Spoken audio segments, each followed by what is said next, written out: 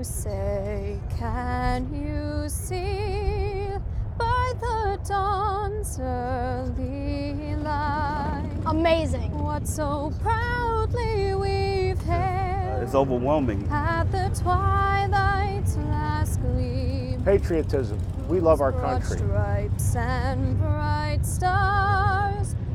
This says it all. I'm here to represent my dad and represent all the people that fallen and support everybody.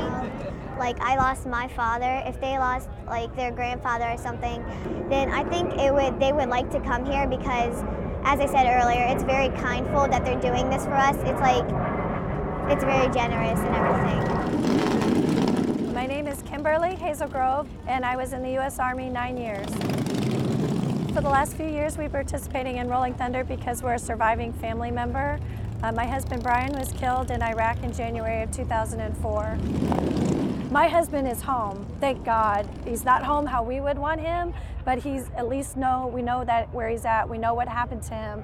But there are people that are still out here, and this group is the only ones who remember them and remember that they are still out there and they're still missing or they're still captured, and we need to bring them home. It's legacy. If I'm not teaching them the message that we're all here for today, then they're not going to grow up not knowing. So I think bringing children is especially important because you're raising the next generation.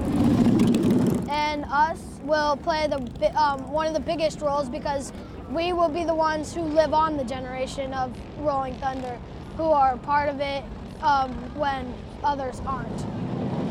Don't forget your fallen ones. Your fallen loved ones are still, like, they're not here. They're always here in your hearts.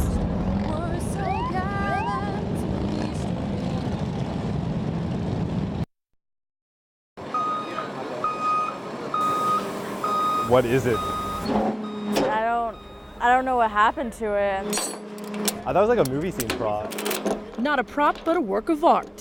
Which is a yellow school bus shot up with about 3,000 rounds of ammunition. It led to curious crowds and puzzled looks on the campus of George Mason University. Like, what is look at those like shotgun blasts on the sides there. It looks like hell, basically. And for the artist Victor Middick, that's the point. The idea is to bring the viewer as close as possible to the actual devastation that the gun can make. Middick grew up in Yugoslavia, lives in Canada. His thoughts on America? Like Wild West, there's an obsession of some sort. Most artists use a paintbrush. Middick uses a gun. Here's another of his works, Whole Jesus, that's H-O-L-E. His latest canvas is a school bus. It represents innocence, but in nature, yellow and red are the signs of danger. And I kind of wanted to embed the negative energy into something very positive and kind of merge it. Now, Victor and some others did all of the shooting on a farm outside Toronto, and it was not easy to get this through U.S. Customs. He says he isn't taking a position on gun control. It's not up to me. I'm not an activist. I'm not here to actually say yes or no.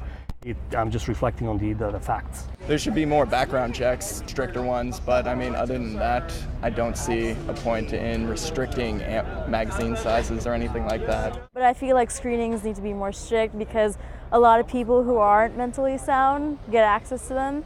You know, I'm sure if you use them safely and properly, then it's fine, you know, but at the same time, you have those people that get all their guns legally and then they just go out and shoot people with them. Art student Nathan Loda says the piece should push people toward a closer community, not tighter gun control. The rifle is an instrument, so it's how do we engage with people with an emotional darkness? How do we engage with people in the community that struggle and prevent the actor from acting on their thoughts of violence? In Fairfax, Beth Parker, Fox 5 News.